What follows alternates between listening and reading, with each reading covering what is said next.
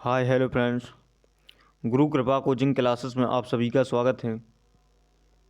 आज देखेंगे बाल विकास से संबंधित महत्वपूर्ण प्रश्न। पहला प्रश्न है, लिखना, पढ़ना और बोलना संबंधी विकार को क्या कहते हैं? विकार होता है यानी एक प्रकार की जी बीमारी होती है, तो इसे कहते हैं। सही उत्तर हो जाएगा डिसस्प्रैक्सिया। अगला क्वेश्चन है, यही प्रश्न है, अवधान संबंधी विकार को क्या कहते हैं? सही उत्तर हो जाएगा ADHD। अगला क्वेश्चन है, विशिष्ट बालक कौन होते हैं? सही उत्तर हो जाएगा वे बालक जो सामान्य बालकों से हटकर होते हैं। उन्हें एक नया शब्द दिया जाता है, जो जैसे भिन्न योग्यता रखने वाले, यानी जो एक नया कार्य करने का कुछ न कुछ नया कार्य करते रहते हैं, जो विशिष्ट बालक होते हैं। अगला क्वेश्चन है, विशिष्ट बालकों में कौन कौन से बालक आते हैं? सही उत्तर हो जाएगा विशिष्ट बालक की श्रेणी में आने वाले बालक जैसे पहला होता है प्रतिभाशाली बालक, दूसरा होता है पिछड़े बालक, तीसरा होता है गूंगा बहरा अंधे बालक या अंधा बालक, चौथा होता है सृजनशीलता बालक। संवेगात्मक दृष्टि से पिछड़े बालक भी आते हैं, लेकिन विकलांग बालक विशिष्ट बालकों की श्रेणी में नहीं आते। जी अगला क्वेश्चन है, समावेशी शिक्षा किसे कहते हैं? समावेशी का अर्थ होता है जो अपने विद्यालय में कुछ उच्च विद्यार्थी होते हैं, कुछ निम्न विद्यार्थी होते हैं, कुछ सामान्य विद्यार्थी होते हैं। उनके लिए सभी विद्यार्थियों के लिए एक जैसा पाठ्यक्रम लाना, न उच्च वालों के लिए कम रहे, न निम्न वालों की कम रहे, न सामान्य वालों के लिए, सभी को एक आधार से पढ़ाना ही समावेशी होता है। जैसे विशिष्ट बालकों के लिए बनाई गई नई शिक्षा प्रणाली समावेशी शिक्षा कहलाती है, यानी समावेशी में सभी प्रकार के बच्चे सम्मिलित हो जाएंगे। अगला क्वेश्चन है, प्रतिभाशाली बालक किसे कहते हैं? सही उत्तर हो जाएगा जिनका IQ 110 से अधिक होता है, उन्हें प्रतिभाशाली बालक कहते हैं। वो जे एक नया कार्य करने की अधिकतर क्षमता रखते हैं, वो कुछ ना कुछ नया सोचते रहते हैं। अगला क्वेश्चन है, पिछड़ा बालक किसे कहते हैं? पिछड़ा बालक जिनका IQ यानी बुद्धि स्तर 90 से कम होता है, उन्हें पिछड़ा बालक कहते हैं। अगला क्वेश्चन है, सामान्य बुद्धि के बालक का IQ कितना होता है? जो सामान्य बालक यानी सामान्य बुद्धि का जो बालक होता है, उसका IQ यानी बुद्धि स्तर 90 से 110 के मध्य होता है। अगला क्वेश्चन है, सृजनशील बालक किसे कहते हैं? सृजनशील बालक जैसे सही उत्तर हो जाएगा, सृजनशील बालक वे बालक होते हैं जिनमें कुछ नया करने की क्षमता होती है, जो नए नए आविष्कार या अनुसंधान करने की क्षमता रखते हैं। जैसे स्कूल में कोई बच्चा अलग से कोई प्रयोग करता है, कोई अलग तरीके से अक्षर भी बनाता है या एक डिजाइनिंग भी बनाता है, तो ये भी क्या होता है, एक अलग तरीके से कार्य करना ही। वो जो भी सृजनशील बालक होते हैं उनमें कुछ ना कुछ एक नया करने की क्षमता होती है, वो अपने तरीके से कुछ ना कुछ नया कार्य करते हैं। अगला क्वेश्चन है, सृजनशील बालकों का IQ कितना होता है? जो सृजनशील बालक होते हैं तो उनका IQ 120 से अधिक होता है। अगला क्वेश्चन है, वंचित बालक किसे कहते हैं? या ये भी अपन कह सकते हैं पिछड़ा बालक किसे कहते हैं। सही उत्तर हो जाएगा पिछड़ा बालक या वंचित बालक वे बालक होते हैं जिन्हें शिक्षा के उचित अवसर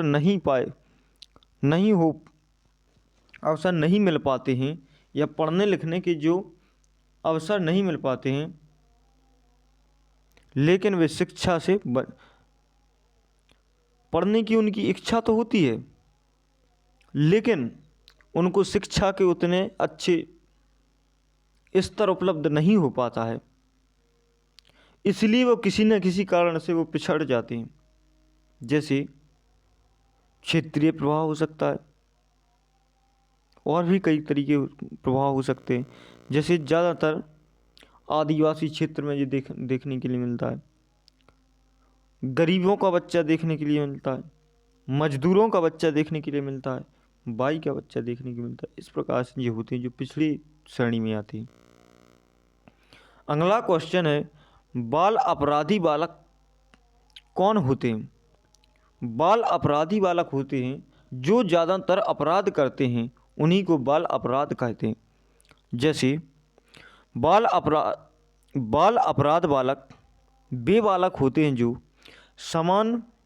समाज के मान अधिनियम का उल्लंघन करते हैं, बाल अपराध कहलाते हैं। जैसे एक साधारण सी भाषा में बाल अपराध बालक वह कहलाते हैं जो अधिकतर अपराध करते रहते हैं, जैसे गाली देना और समाज के नियमों के विपरीत कार्य करना, और जैसे माँ बाप का कहना ना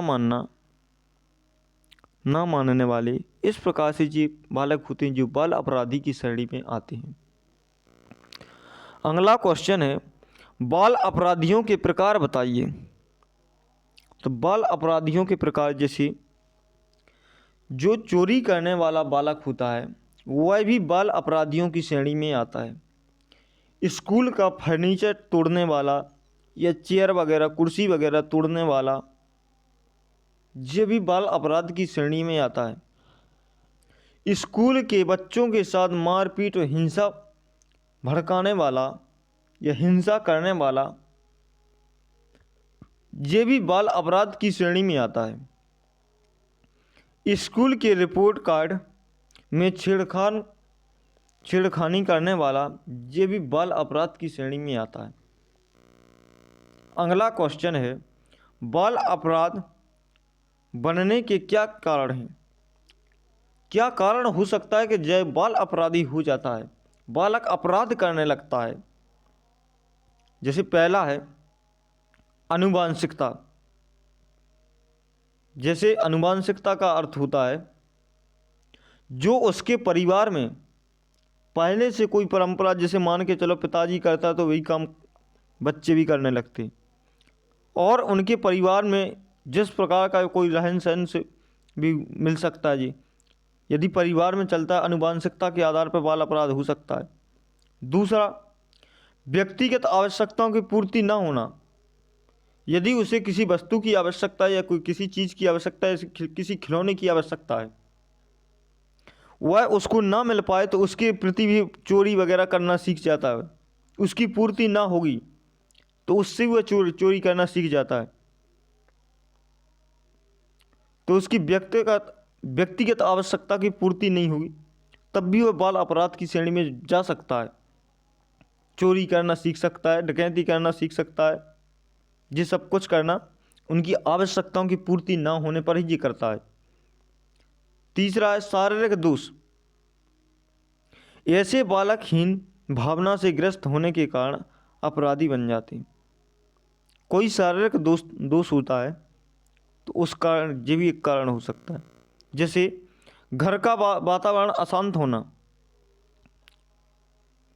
घर का वातावरण यदि एक शांत तरीके से, अशांत तरीके से मतलब शांत तरीके से नहीं है, उसमें किसी प्रकार का झगड़ा वगैरह कुछ ना कुछ झगड़े वगैरह होते रहते, फैमिली में हमेशा जी झगड़े वगैरह होते रहते, तो एक ये भी कारण हो सकता है।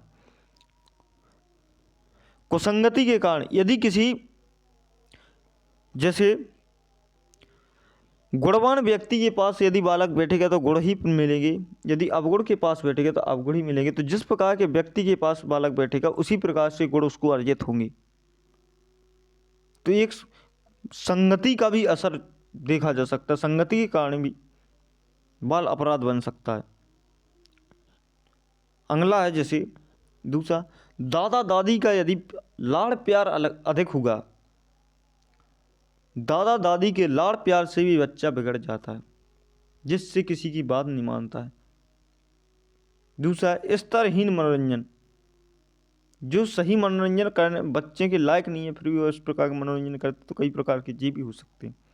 माता पिता का गरीब होना, माता पिता गरीब होंगे तो उसकी आवश्यकताओं की पूर्ति नहीं हो पाएगी, आवश्यकताओं की पूर्ति नहीं हो पाएगी तो वह विभिन्न प्रकार के कार्य करने की प्रयास करेगा, तो एक ये भी कारण हो सकता है। पक्षपात पूर्ण व्यवहार, जिसे माता पिता के द्वारा हो सकता है, जी परिवार के द्वारा हो सकता है, समाज के द्वारा हो सकता है, किसी प्रकार का कोई पक्षपात व्यवहार देखा जाएगा तो उसमें भी एक समस्या हो सकती है, ये भी एक समस्या हो सकती है। जैसे माता पिता का तलाक आदि, जैसे माता पिता का तलाक हो जाएगा तो उससे भी बच्चा बिगड़ जाता है। अगला क्वेश्चन है, बाल अपराधियों के उपचार क्या क्या हैं? उपचार मतलब इनको दूर कैसे किया जा सकता है? जैसे मनोवैज्ञानिक विधि द्वारा, मनोवैज्ञानिक विधि द्वारा उसको समझा बुझा के जैसे बने उसे एक अच्छा स्तर देके उसको समझाया जा सकता है। दूसरा, समाज शास्त्रियों द्वारा, जो समाज के बूढ़े बड़े बुजुर्ग होते हैं या जो समाज में जो प्रतिष्ठित होते हैं उनके द्वारा एक सलाहकार करके, माता पिता के द्वारा एक सलाह समाज के नियमों समझा करके उसको एक बाल अपराध की श्रेणी से रोका जा सकता है। वैधानिक विधि के द्वारा भी इसे बाल अपराध को रोका जा सकता है। अगला क्वेश्चन है, समस्याग्रस्त बालक कौन से होते हैं? समस्याग्रस्त बालक कौन से होते हैं? वे बालक जिनके व्यवहार में कोई ऐसी असामान्य बातें होती हैं जिनके कारण वे समस्याग्रस्त बालक बन जाते हैं। जैसे उनके जीवन हमेशा कुछ न कुछ समस्या खड़ी होती रहती है, जैसे कक्षा में देर से आना, एक ये भी सबसे बड़ी समस्या है कि कक्षा में देर से क्यों आते हो। दूसरा, स्कूल से भाग जाना, जब स्कूल से भाग जाते हैं तो ये भी एक सबसे बड़ी समस्या है कि उसका अध्ययन भी कम हो रहा है। तीसरा, कक्षा में अधिक बातें करना, कक्षा में अधिक बातें करोगे तो जो भी अध्यापक पढ़ाते हैं या पढ़ते हैं उस पर किसी प्रकार का कोई मन नहीं लगेगा, या कोई टीचर पढ़ा रहा है तो उस पर बातें करेंगे तो कहाँ से वो अध्यापक ध्यान रहेगा। इसलिए एक ये भी सबसे बड़ी आगे चल के उसको एक समस्या उत्पन्न हो सकती है उस अध्ययन वगैरह, तो ये भी एक समस्या उत्पन्न हो सकती है। अधिक क्रियाशीलता होना, जैसे अधिक क्रियाशीलता, जो कोई प्रतिभाशाली कक्षा में बालक है, अब यदि वह कार्य बार बार उसे रिपीट हो रहा है जो उसको आता है, या उसको मान के चलो प्रतिभाशाली बालक है उसने, और जो मंद बुद्धि, जैसे जो सामान्य बुद्धि के बालक होते हैं या मंद बुद्धि के बालक होते हैं, वह उस सवाल में टाइम लगाएगा या वो क्वेश्चन को हल करने में टाइम लगाएगा, लेकिन प्रतिभाशाली जो बालक होगा वह उसे बहुत जल्दी कर लेगा, तब उसका जल्दी हो जाएगा। तो एक दूसरे को क्या कुछ ना कुछ समस्या खड़ी, जैसे एक दूसरे को परेशान करने लगते हैं, तो एक अधिक क्रियाशीलता भी एक समस्या बन सकता है। गृह कार्य करके ना लाना, तो एक ये भी समस्या कि घर से गृह कार्य, कई बच्चे ऐसे होते हैं क्लास में कि जो अपना गृह कार्य घर से करके नहीं लाते। अगला, जैसे कक्षा में पढ़ाई में ध्यान ना लगना, ये भी एक समस्या बन सकती है कि अपन जब जिस समय कक्षा में बैठे हैं तो उस समय कक्षा में अपना ध्यान नहीं लग रहा है, ध्यान नहीं लगे तो उसमें उस समय भी एक समस्या हो सकती है। अगला क्वेश्चन है, समस्याग्रस्त बालकों की समस्या शिक्षक द्वारा कैसे दूर की जाएगी या की जा सकती है? जैसे पहला है, शिक्षक को चाहिए कि ऐसे बालकों को अलग अलग बैठाएं और सबसे आगे बैठाएं। जैसे जो भी बच्चे बात करते हैं उन्हें अलग अलग बैठा दें और सबसे आगे बैठा दिया जाए। आगे बैठाने से क्या होगा, अलग अलग बैठाएंगे, आगे बैठेंगे तो ज़्यादातर कम बात करेंगे। दूसरा है, शिक्षक को स्वयं बालक की समस्या के कारणों का पता लगाना चाहिए और दूर करने चाहिए कि इसको बालक को जो समस्या उत्पन्न हो रही है उसका मुख्य कारण क्या है, किस प्रकार से इसको दूर किया जा सकता है, क्यों इसका मन नहीं लग रहा है। तो इस प्रकार सभी प्रकार की समस्या का समाधान टीचर को स्वयं करना चाहिए। समस्याओं को पहले तो निदान करना चाहिए कि समस्या क्या है, फिर इसके बाद में शिक्षक को इसका उपचार करना चाहिए। जैसे अगला है, शिक्षकों को ऐसे बालकों के घर जाकर उनकी समस्या का पता लगाना चाहिए। घर पर माता पिता से भी ये पूछना चाहिए कि इस प्रकार का ये व्यवहार क्यों करता है, इस प्रकार की समस्याग्रस्त क्यों है। तो ये सब कुछ शिक्षक को जानकारी रखनी चाहिए। इस प्रकार से अपन उसकी समस्या को दूर कर सकते। अगला है, गिलफोर्ड ने सृजनशीलता के 4 तत्व कौन कौन से बताए हैं। जैसे पहला है लोचशीलता, दूसरा है मौलिकता, जैसे नकल न मारना ही मौलिकता होता है। जैसे कोई बच्चा होता है, यदि अपन उसको एक डॉट दे दें यानी पेन दे दें और एक पेपर दे दें तो उस पर एक पेज दे दें या कॉपी वगैरह, तो उस पर क्या गूदने लगता है। इस प्रकार के कोई मतलब ही क्या नहीं रहता है, लेकिन वही एक मौलिकता होती है। जैसे अपन कोई लिख रहे हैं कुछ, तो या तो अपन ने रट के लिखा होगा या फिर नकल करके लिखते हैं, लेकिन वह बच्चा जब लिखता है तो वह अपने मन से जो उसको आता है वह उस प्रकार से गूंदने लगता है। आखिर उस समय उसने किसी का मतलब गूंदते समय और उसमें चलाते समय, पेज पे चलाते समय जी पेन, तो किसी की नकल नहीं की है। तो यही होता है, नकल ना मारना ही क्या होता है, मौलिकता होता है। अपसारीशीलता और केंद्र विमुखता, यानी 4 प्रकार की बताए। अगला क्वेश्चन है, वैज्ञानिक गुड ने सृजनशीलता के कितने तत्व बताए। सही उत्तर हो जाए, सृजनशीलता के गुड ने 5 तत्व बताए। जैसे मौलिकता, अनुकूलता, विचारात्मकता या विचारात्मक, चौथा है विचारों का सहचारण, पांचवा है लोचशील और विविध। अगला क्वेश्चन है, सृजनशीलता के मुख्य तत्व कौन कौन से हैं। पहला है जैसे मौलिकता, नवीनता, लोचशीलता, विस्तारण करने की क्षमता, और पांचवा है भिन्नता। थैंक यू दोस्तों, आज के लिए बस इतना ही। यदि वीडियो अच्छा लगे तो लाइक, शेयर, सब्सक्राइब जरूर करें और आगे की ओर अधिक से अधिक ज़्यादातर वीडियो भेजें अपने दोस्तों के पास, जो भी अपने स्टडी ग्रुप वगैरह बनाए हों उस सभी में शेयर ज़रूर करें। थैंक यू दोस्तों, मिलते हैं अगले वीडियो में।